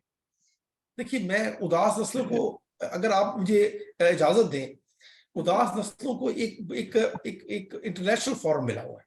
उदास नस्लें दी वेरिंग जनरेशन जो नॉवेल है, वो अमेरिका की टॉप यूनिवर्सिटीज में पढ़ाया जाता है, ब्रिटिश की, इंग्लैंड की टॉप यूनिवर्सिटीज में पढ़ाया जाता है। तो उसने एक अपनी एक स्पेस क्रिएट कर ली, उसको एक स्पेस मिली है डिस्कशन के लिए। मिसाल के तौर पर लेट्स से कि मैं रशिया में इस समर में पढ़ाने जा रहा हूँ, तो इस समर में मैं कौन सा नॉवेल लूंगा जिससे मैं उनसे कनेक्ट हो सकूं।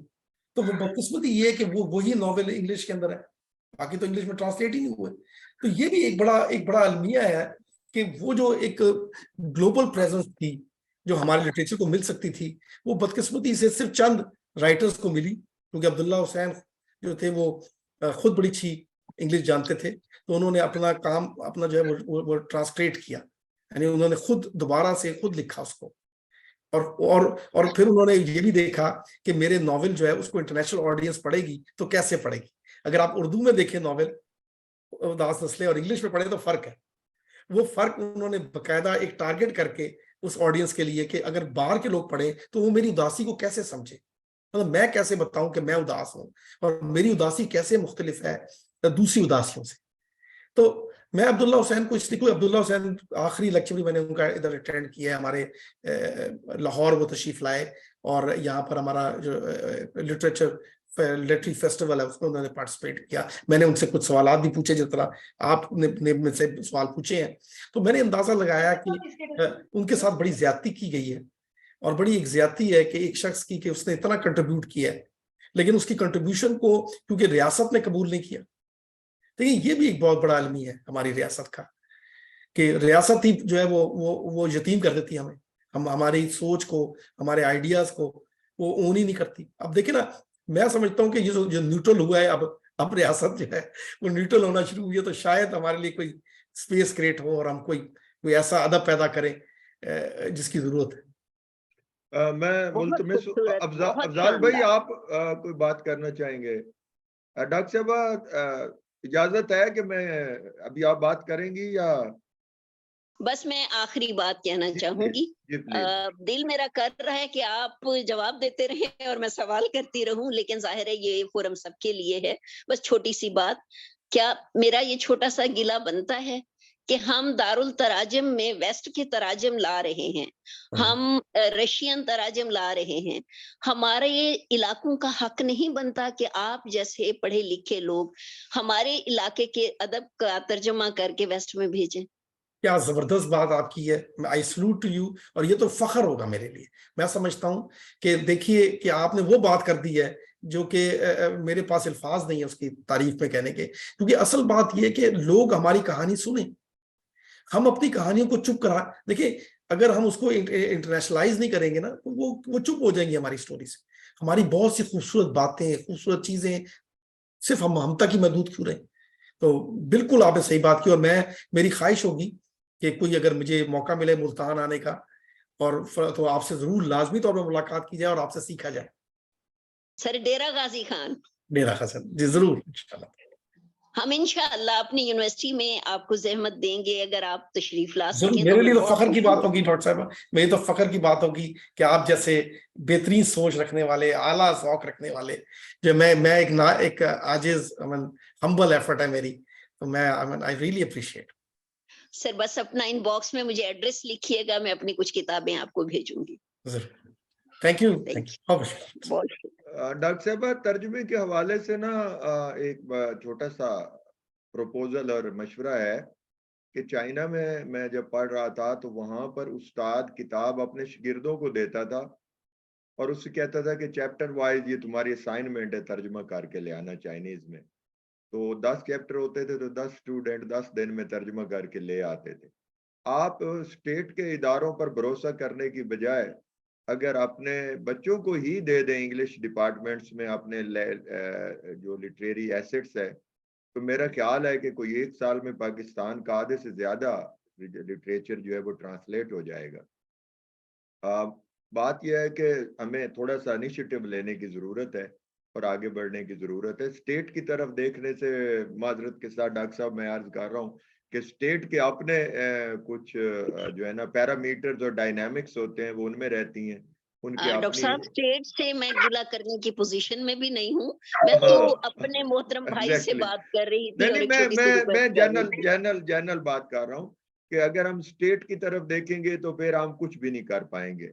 अब मैं मुल्तमिस अफजाल साहब से कि वो डॉक्टर साहब से अगर कुछ पूछना चाहते हैं, कुछ बात करना चाहते हैं। जनाब अफजाल इनकलाबी साहब भी गुजरांवाला से ही हैं और हमारे बड़े। माशाल्लाह। जी अफजाल भाई। जी शुक्रिया मुर्शिद। गुजारिश है कि सबसे पहले तो मैं डॉक्टर तैमूर कियानी साहब को हैट्स ऑफ रेड सलूट करना चाहता हूँ कि बहुत ही ज़बरदस्त उनकी प्रेजेंटेशन थी। बहुत अच्छे मुख्तसर वक्त में एक ख्यालात को जो ना एक मौसर तरीके से और टू द पॉइंट उन्होंने हमें मुस्तफीद फरमाया। और उसके साथ साथ हमारे राशिदा काजी साहबा ने जो सवालात के ज़रिए वो और भी उसमें समा बांध दिया और मजीद हमारी तशनगी जो ना वो कम हुई। तो ये मैं पहले तो मेरी गुजारिश ये है कि तैमूर कियानी साहब से कि आज का ये जो है ना, ये आपका प्रोग्राम ये समझे ये एक इंट्रो है। मैं Exactly. अपना हाँ, मैं बुखारी साहब से भी गुजारिश करूंगा कि इनसे मजीद जो ना टाइम लेके इस तरह के प्रोग्राम होने चाहिए, क्योंकि ये बेसिकली आज का इंटरव्यू है। आगे मजीद वो जो ना अपने आप को कंपाइल करके आएंगे मुख्तलिफ इशू के हवाले से। अच्छा, दूसरा ये है कि मैं ज़ाती तौर पे बहुत इनसे मुस्तफीद हुआ कि इन्होंने अदब और अदब राय जिंदगी की बहुत ज़बरदस्त जो ना डिफ्रेंशिएट किया है। और 4 स्लोगन के हवाले से समाजी मसाइल से लातल की तसव्वुराती दुनिया, जज्बातीपन और डिटैचमेंट ऑफ रियलिटी। तो ये हमारे आज के हमारे नौजवानों के लिए जो है ना, ये बड़ी इसमें अवेयरनेस और टीचिंग लर्निंग है इसमें। तो इसलिए हमने ये सोचा हुआ है डॉक्टर साहब साथ कि जितने भी प्रोग्राम है उनको रिकॉर्डिंग करके हम उसको महफूज रखेंगे और उसको मैक्सिमम हम उसको वायरल करेंगे, ताकि लोग अपने अपने स्टडी सर्कल में अपने अपने जहाँ पे दायराकार में इसमें मुस्तफीद होते रहे। तो जहाँ तक एक और बड़ी खूबसूरत बात यहाँ पे हुई कि जमीन से जुड़त के बगैर जो लिटरेचर है ना, वो जाहिर है हमारे पाकिस्तान का मिसाल सामने है। वो फिर जो है ना दौलत शाह की चूहे ही पैदा करेगा, वो इंसानी समाज तो नहीं वो रहेगा। तो यहाँ पे जब बात हुई है रियासत के हवाले से और अदब के, क्या मैं गुजारिश करूँगा कि जैसे डॉक्टर साहब ने भी तारीख बयान की कि 5 जुलाई 77 से ऑनवर्ड जो है ना, यहाँ पे रियासत ने अपने हमारे जो है ना 20-22 करोड़ लोगों के वसाइल खून पसीना निचोड़ के तमाम वसाइल जो है ना, इस मुआशरे को उन्होंने अंधा करने की कोशिश में लगाए। इस मुआशरे को इल्म से महरूम करने की कोशिश में लगाया और इस मुआशरे को जहाद और दहशत गर्दी की जो ना आग में जो ना इन्होंने जलाया। तो आज हम नहीं समझते कि ओवर द नाइट ही ये पूरा पैटर्न चेंज हो गया, लेकिन आज हम ये समझते हैं कम अज कम कि वो तल्ख हकायक जो है ना, बिटर रियलिटी, जमीनी हकायक, वो इनको झंझोड़ रहे हैं, मजबूर कर रहे हैं कि जो ना इससे बाज आ जाए। अब जब बहुत जो ना एनफ इज एनफ, अब पूरी दुनिया भी जो है ना वो भी पहले से कह रही थी। आज क्योंकि सोशल मीडिया ने जो है ना चीजें बहुत बेनकाब कर दी हैं, छुपाई नहीं जाने, रियासत से जो है ना ख्यालात और हकायक जो है ना वो छुपाए नहीं जाते। इसलिए अब ये मजबूर है हमारी रियासत कि इन चीजों से हाथ पीछे जो ना पीछे खींचे, वरना दुनिया इनका कुछ और भी खौफनाक इलाज खुदा न करे तो वो वक्त है वो करेगी। तो हमारे अब हमारे अपनी कौम के अंदर भी अब नौजवानों में और सियासी जमातों में, चाहे कोई भी है, चाहे कितनी कोई जमात इस्लामी भी चली जाए, चाहे है जी, तो वो भी नहीं चाहेगी कि अब यहाँ पे जो ना ऐसी दहशत गर्दी, जनूनियत, फिरका वारियत वो इतनी उसको जो ना स्पॉन्सर किया जाए और ये कौम को तब्दीली। सबसे बड़ी बात यह है जो हमारी रियासत है, हम पाकिस्तान में तो रियासत एस्टेब्लिशमेंट को कहते हैं, वो खुद जो है ना मकाफत अमल का शिकार हुई है। आज वो खुद जो है ना लर्ज रही है, उसके अंदर भी बड़े तजादात जो है ना वो खुल के बाहर आ रहे हैं, और अभी और मजीद आएंगे जब तक ये अपना अपना बयानिया, अपने नैरेटिव, अपनी पॉलिसी को बेहतर नहीं करेंगे।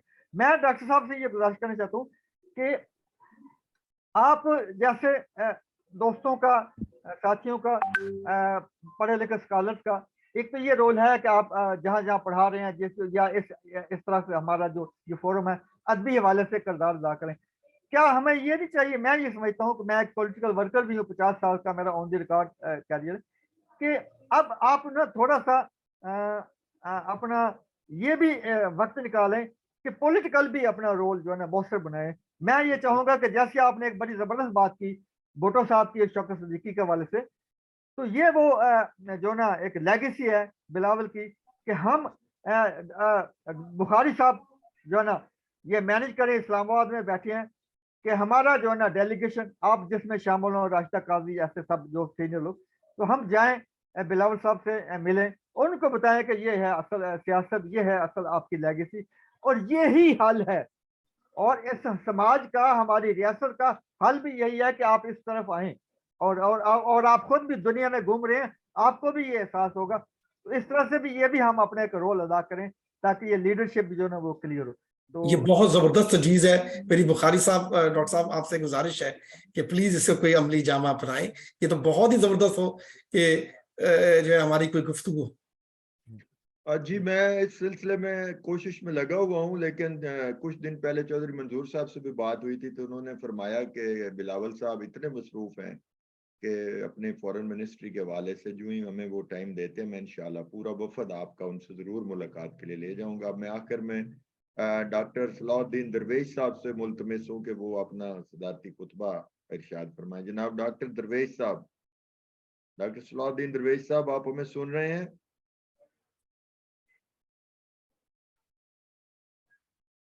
वो मौजूद तो है लेकिन डॉक्टर सलाहुद्दीन साहब, जी डॉक्टर साहब, डॉक्टर सलाहुद्दीन साहब, उनका अनम्यूट करें अपने आप को।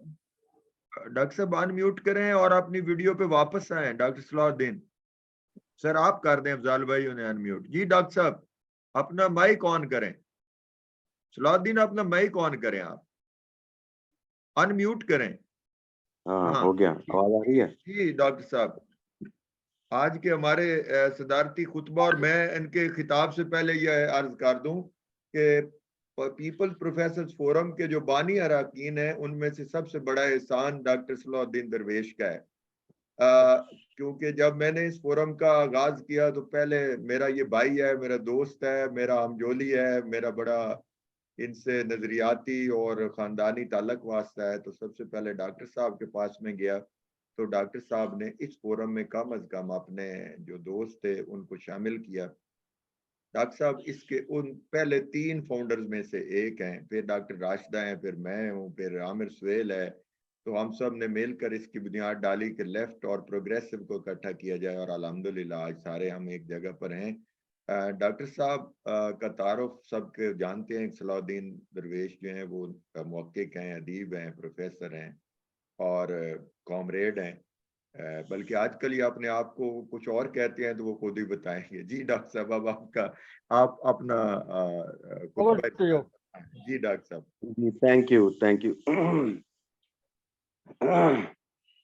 मैंने तैमूर साहब की सारी बातें, गुफ्तगू सुनी, बड़ी दिलचस्प और मजे की गुफ्तगू।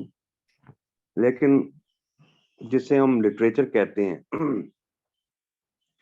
ये इंसान की कहानी है, इंसान के जज्बात की, एहसासात की, उसके ख्वाबों की, उसकी उम्मीदों की पामाली की, उसकी रुसवाइयों की, जिल्लतों की, उसकी खुशियों, उसके क्या कहना चाहिए, उसके जो भी उसकी जिंदगी के मामलात हैं, वो अदब के जरिए वो हम तक पहुंचते हैं। तो आपने रूसी अदब के तराजम के हवाले से और फिर प्रोपेगेंडा और इस किस्म की बातें वगैरह, मेरे ख्याल में ये पिछली सदी में हम इनको तर्क कर चुके हैं। अब जो हमारे लेफ्ट के और प्रोग्रेसिव लोग हैं, वो सारी दुनिया के लोगों को इस बात की इजाजत देते हैं कि वो लिखें जो वो लिखना चाहते हैं, अपनी शायरी में, अपने आर्ट में, अपनी पेंटिंग्स में, अपने ड्रामों में, अपने नावलों में, अफसानों में, जो लिखना चाहते हैं वो लिखें।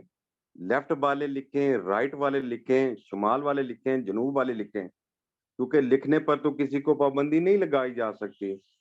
फिर दूसरा ये है कि जो इंसान होना है ना, ये अभी जमीन से जुड़त की बात की गई है। अब जो इंसान होना है वो भी कोई एक महज किसी वसेब का या मशरकी पंजाब का या इधर शुमाली हिंद और जनूबी हिंद का या ऑस्ट्रेलिया का या पता नहीं कौन से जजायर फलान ढमकान का, हर जगह इंसान रहता है।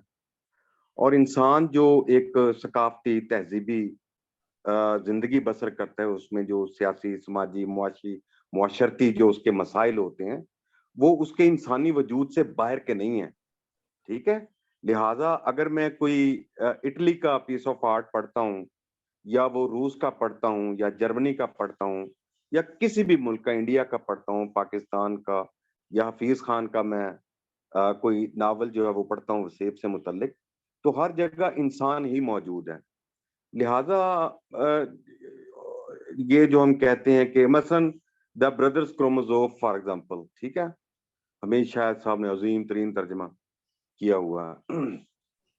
अब ब्रदर्स क्रोमोजोम है तो उसमें तो क्रोमोजोम है और उसके 3 बेटों की कहानी जो है वो बयान की गई है, लेकिन क्या वो सिर्फ उसकी जो या बाप और बेटा होना या रूसी नियाद होना या रूसी सकाफत और तहजीब नासर का उस नावल में होना, क्या बतौर इंसान वो मुझसे कट ऑफ है? हरगिज नहीं है। वो तमाम बातें, मुसीबतें, परेशानियां, क्या कहना चाहिए, मसाइल, जिससे एक रूसी बाप जो फेस करता है, वो पाकिस्तान का एक बाप भी फेस करता है, वो ऑस्ट्रेलिया और अमेरिका का बाप भी फेस करता है। तो बच्चों के जो मसाइल होते हैं, खास तौर पर नौजवान बॉयज के, लड़कों के जो मसाइल होते हैं, फिर जो मोहब्बत के और इश्क के जो मरले और मामलात होते हैं, वो भी ऐसा नहीं है कि एक अमरीकी जो है वो बिल्कुल ही एंटायरली एक डिफरेंट किस्म का उसका मोहब्बत का तजर्बा होता है और मजनू का एक और किस्म का तजर्बा था और फलान का एक और किस्म का तजर्बा था। सारी दुनिया के इंसान एक ही रवायत का हिस्सा हैं, एक ही नौ के मुख्तलिफ मसाइल और परेशानियां उनको लाहक होते हैं, उनसे गुजरते रहते हैं। लिहाजा मैं ये कहना चाह रहा हूं कि ये जो फिक्सेशन है कि ना आइडियोलॉजिकल लिटरेचर होना चाहिए, इसका मतलब ये है कि सारी दुनिया के जो राइटर्स हैं, आप उनको इजाजत देते हैं कि वो आइडियोलॉजिकल लिटरेचर लिखें। इसमें हमारे जो सोशलिस्ट हैं या प्रोग्रेसिव हैं या जो हमारे मार्क्सिस्ट दोस्त हैं, उनको भी किसी ने नहीं मना किया कि वो ना लिखें।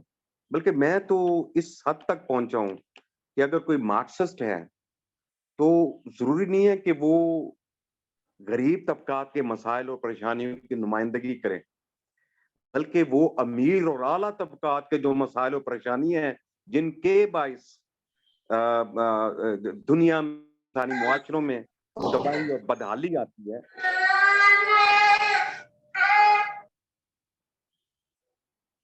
जी जारी रखें डॉक्टर साहब। जी जी। तो ये जो तबाही और बदहाली, तो इन लोगों की, किंग्स की और बड़े जो होते हैं, किंग मेकर्स जो होते हैं, उनके जो मसाइल और परेशानी, उनकी जो नौयतें हैं, हमारे आर्ट में उनको भी आना चाहिए। हमारे आर्ट में दरमियाने तबके के जो मसाइल हैं उनको भी आना चाहिए। हमारे मुआशरे, हमारे शहरों में, हमारी गली, उसके मसाइल का जिक्र होना चाहिए। एक काउंसलर जो है उसका जिक्र होना चाहिए, एमएनए एमपीए का होना चाहिए। यहाँ बैठकर हमें अपना करैक्टर जो है वो एक एक किसी भी गैर मुल्की, मसलन ट्रंप को हम एक उसका एक करैक्टर बना सकते हैं। लिहाजा ये जो है ना एक खास किस्म की पाबंदी ये नहीं होनी चाहिए। फिर दूसरा डॉक्टर साहब ने दूसरा जो डॉक्टर साहब ने जो कंपैरेटिव स्टडी जो है वो की है रशियन नावल की या जो बड़े नावल निगार हैं प्रोग्रेसिव, उनकी जो कंपैरेटिव स्टडी की है, वो ये जो यहाँ के क्या चलत के या जो पॉपुलर लिटरेचर के जो नावल निगार हैं उनके साथ हरगिज़ ज़रूरत नहीं है। वो देखें हर किस्म के एक कम्युनिटी होती है, यूं आप समझ लें। हम प्रोग्रेसिव लोग हैं, तो हम प्रोग्रेसिव लिटरेचर पढ़ना चाहते हैं, तो ये हमारी एक कम्युनिटी है।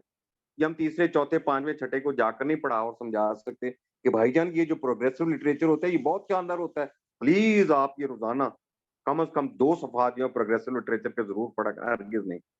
तो पूरी दुनिया में लोग, सारी दुनिया के लोग आजाद हैं और अपनी सियासी, समाजी, मजहबी, सकाफती, लिसानी और मुख्तलिफ हवालों से जो उनकी मुख्तलिफ कम्युनिटीज बनती हैं, इस तरह अमीर हैं, गरीब हैं, क्या कहते हैं, प्रोलतारी हैं, बुर्जवाजी हैं या व्हाटएवर जो भी हैं, उन तमाम का हक है कि वो जो लिखना चाहते हैं लिखें, पढ़ें। अच्छा, दूसरा फिर आ जाता है कि भी लिटरेचर में कौन सी चीज काम की है, ठीक है। अब अगर मार्क्स से पूछा जाए कि ना आपका फेवरेट कौन सा है, तो वो फौरन कह रहे हैं गोगोल, ठीक है।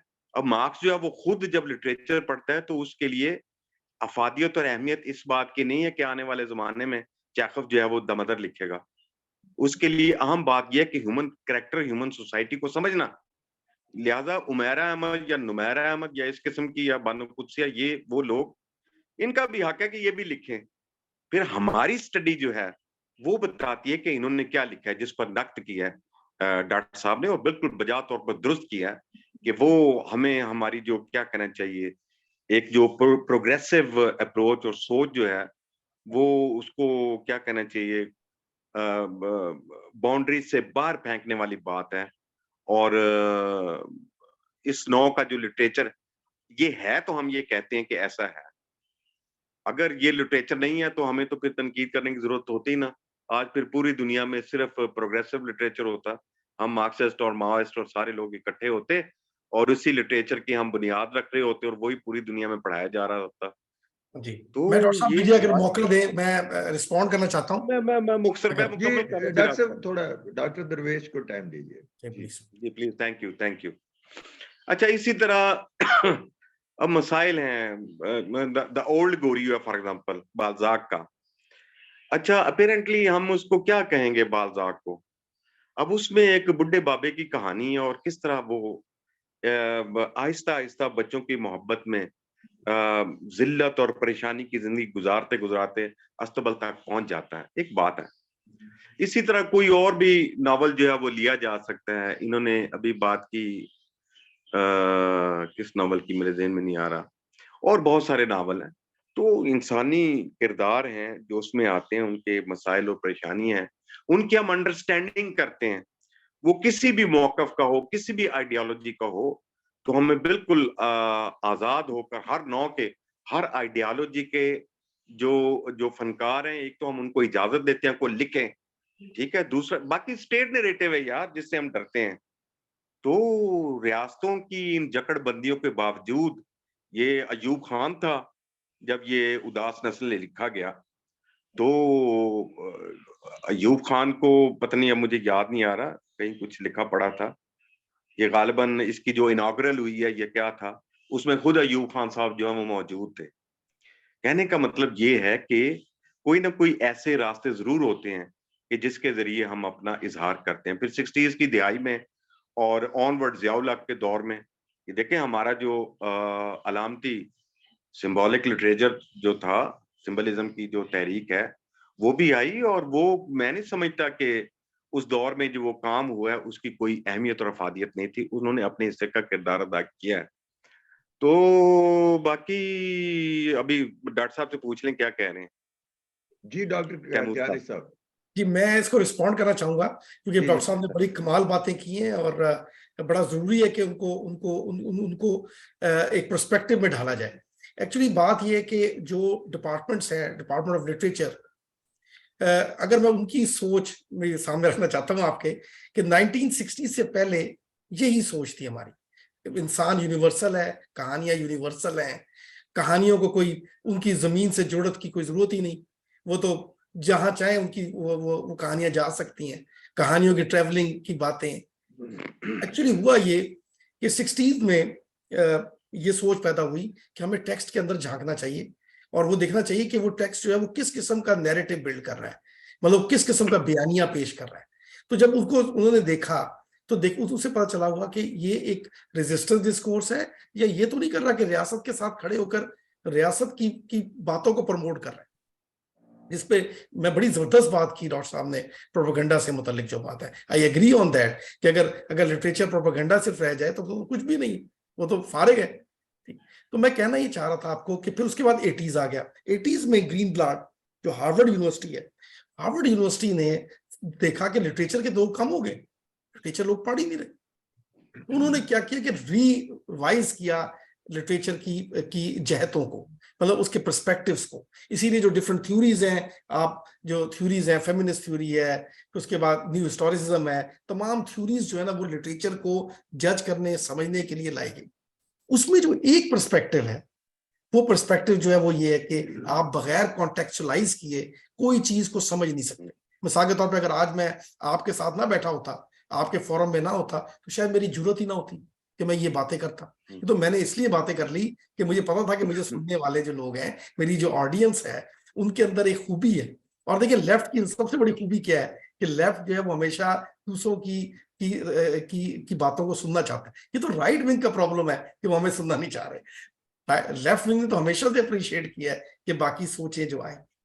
आखिरी बात जो मैं करना चाहता हूं वही कहना ही चाहता हूं कि देखिए, जब रियासत बयानिया बनाती है, जब रियासत जो है वो खड़ी होती है शवाक अहमद के पीछे और कहती है ये लिखो, ये लिखो।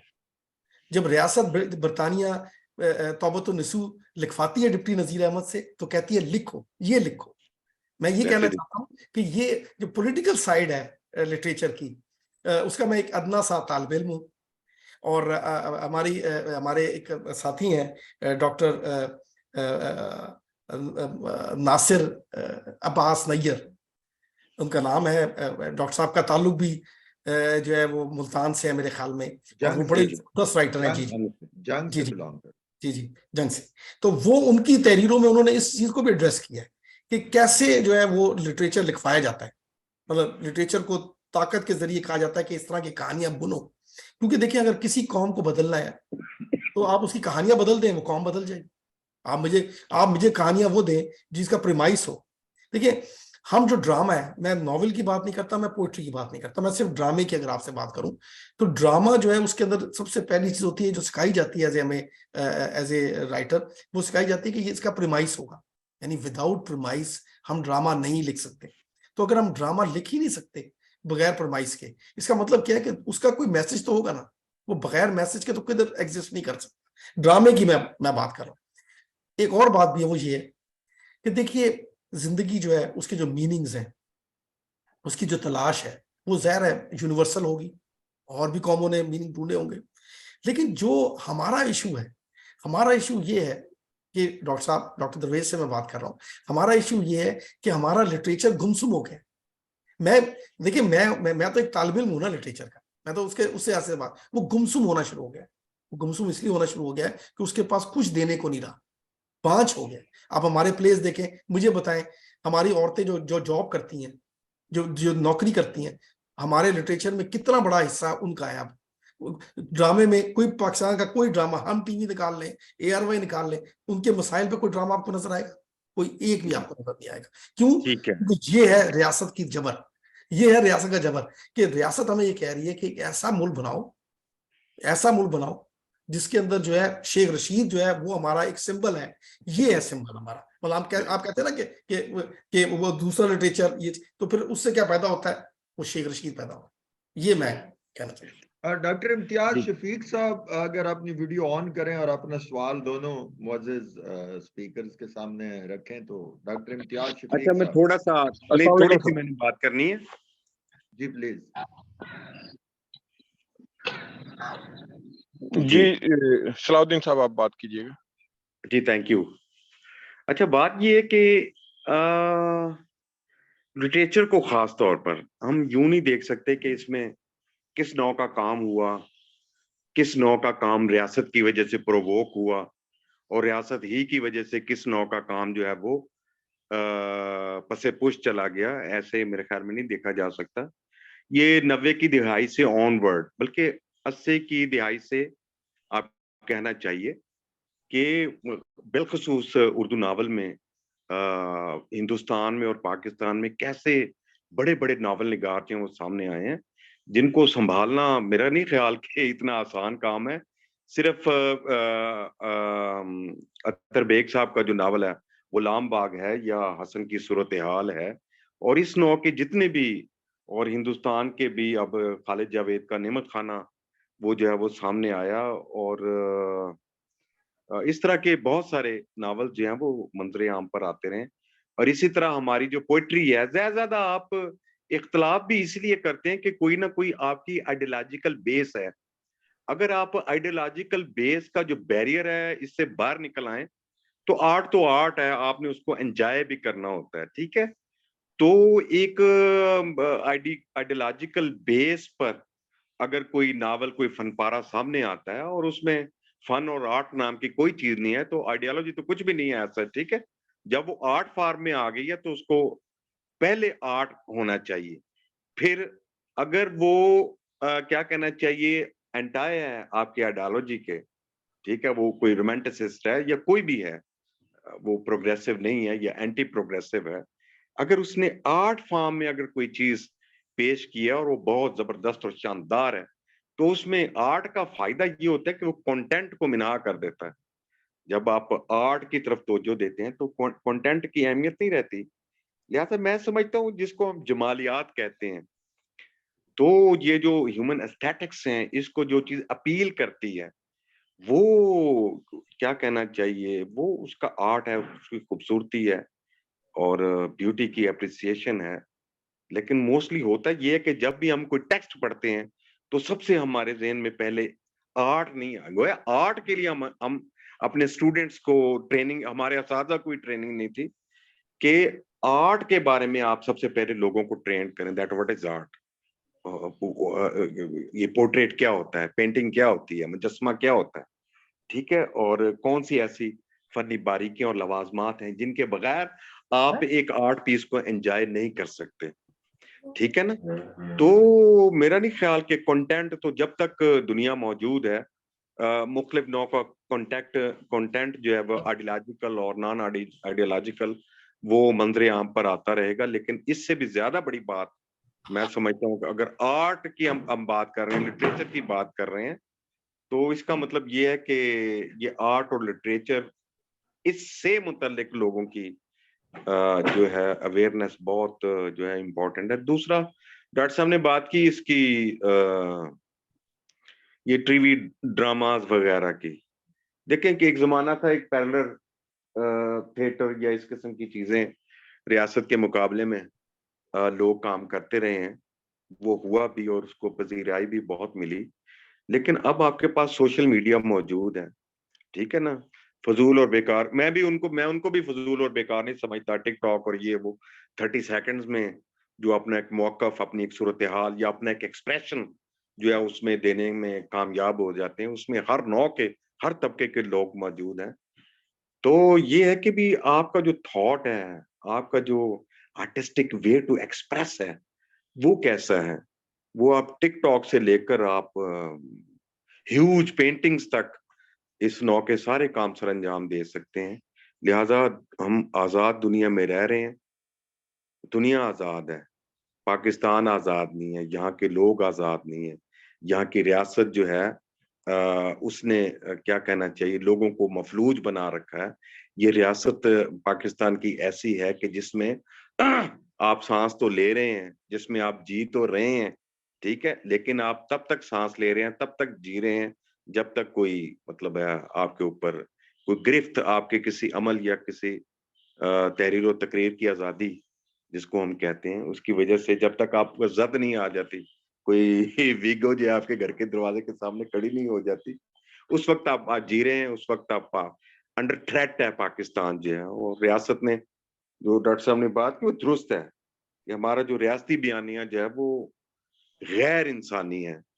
अभी तक हम ये तय नहीं कर पाए कि हमारी जो मईशत है उसका निज़ाम क्या होगा, और हमारा जो सियासी सूरत हाल है उसका क्या होगा, हमने केपी का क्या करना है, हमने नाब अपना बलूचिस्तान का और दीगर जो हमारे मसाइल हैं बहुत सेंसिटिव हो चुके हैं और बहुत सारे मसाइल जो हैं हमारी सरहदों पर मौजूद हैं।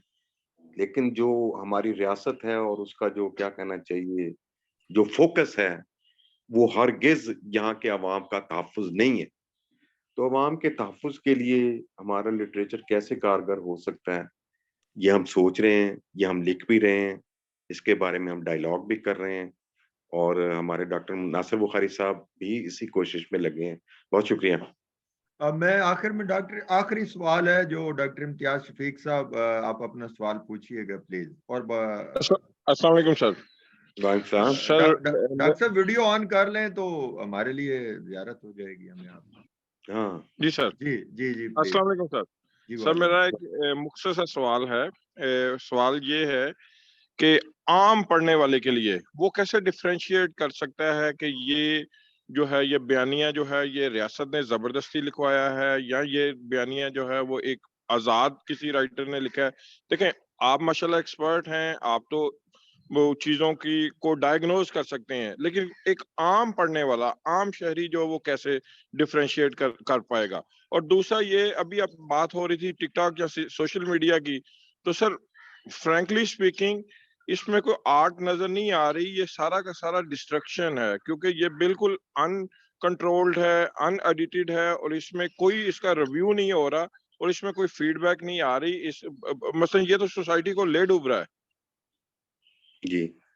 वजह ये है ना कि भाई हमने अपनी एक मेयार बंदी की हुई है कि अगर कोई इस तरीके से टिकटॉक पेश करेगा, इस तरीके से नावल पेश करेगा, इस थॉट को प्रोवोक करेगा, इस नो की पेंटिंग बनाएगा, तो वो मुआशरे को तबाह कर देगा, बर्बाद कर देगा। भाई, दुनिया में जितने भी मुआशरे हैं वो आबाद होने के लिए नहीं, अल्टीमेटली तबाह बर्बाद होने के लिए आए हुए। तो ऐसी कोई बात नहीं है। मैं तो बार-बार आपको यही कह रहा हूँ कि लोगों को खुली इजाज़त है, वो खुल खेलें। यानी कम आज़ादी तो है ना। वो मुमकिन है कि आपके नज़दीक बेहूदगी हो और मेरे नज़दीक उसमें बड़ी शाइस्तगी और बड़ी ज़बरदस्त बात है। उसके इम्कानात बहुत वसी हैं, मेरे नज़दीक, टू मी। अच्छा, दूसरी बात की कि आम कारी जो है वो कैसे उसको पता चले कि ये किस बयानिया का। भई, आम आदमी को वो सब कुछ पढ़ना चाहिए जो ख़ास आदमी नहीं पढ़ता।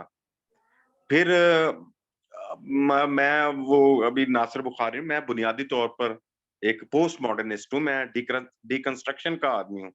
लिहाज़ा मेरे नज़दीक तो कोई भी बयानिया ऐसा नहीं है कि जो नस्ली, कौमी, ग्रोही, मज़हबी, मसलकी, सकाफ़ती, तहज़ीबी, तमद्दनी, असबियत, प्रेजुडिस ना रखता हो। ठीक है? तो पूरा जो इंसानी मुआशरा है पूरी दुनिया में वो मुख्तलिफ ग्रोह में तक़सीम दर तक़सीम है। ठीक है? और हर तक़सीम, यानी मैं अगर मुसलमान हूँ, तो हिंदू, ईसाई और दीगर जो अक़वाम हैं, वो मेरे लिए मेरे द अदर हैं। लिहाज़ा उनका लिखा हुआ मुझे बहुत बुरा लगेगा, मेरे नज़दीक तो वो कुफ़्र है। ठीक है? इसी तरह और एक जर्मन जो है उसके लिए एक एक क्या कहना चाहिए, एक जो है अपना पेरिस का या फ्रांस का बंदा जो है वो उसके लिए किसी ज़हर से कम नहीं है, वो समझिए बहुत जाहिल और निकम्मे लोग हैं। ठीक है? इसी तरह पूरी दुनिया में। लिहाज़ा जो डिकंस्ट्रक्शन है, ये रद्द-ए-तश्कील है, मेरे ख़्याल में वो असल मरहला है, लेकिन ये आम कारी का नहीं। ये आप जैसे दाना लोग जो हैं, वो जब नावलों को या मुख्तलिफ टेक्स्ट्स को पढ़ेंगे, तो वो फिर डिकंस्ट्रक्शन करके बता सकेंगे कि ये टेक्स्ट जो है, वो किन लोगों को ओन करता है, किन को सपोर्ट करता है, कौन से नेग्लेक्टेड लोग हैं जिनको ये अपलिफ्ट करना चाहता है, कौन से ऐसे लोग हैं जिनको उसने हदफ बनाया हुआ और गलत हदफ बनाया हुआ है, क्योंकि उसके पीछे कोई ना कोई असबियत मौजूद है। तो ये इसका जवाब है। जी डॉक्टर कियानी साहब, आपका आखिरी कमेंट और उसके बाद फिर हम इस महफिल को समाप्त सर मेरी तरफ से तो फिर सुर सलाम सबको। मैं तो, आप यकीन करें, it was a great time और मैंने तो आज सीखा है, आप लोगों के सवालात से सीखा है और मुझे बड़ा फख्र हुआ है कि मुझे आप जैसे काबिल रोशन दिमाग और लोगों की सोबत मिली। और ये तो इसे कहते हैं ना कि इससे अच्छा वक्त गुजर नहीं सकता था। तो इस तरह की महफिल को चलाएं सर, और ये सिलसिला चलता रहे और अल्लाह ताला आपको और इसमें हिम्मत दे। और ये वक्त की जो आप कंट्रीब्यूट कर रहे हैं, ये बड़ा प्रेशियस टाइम है जो हम सबके लिए। मैं शुक्रगुजार हूँ जनाब डॉक्टर तैमूर कियानी साहब का, जिन्होंने हमें वक्त दिया और एक बहुत अच्छी डिबेट ओपन की।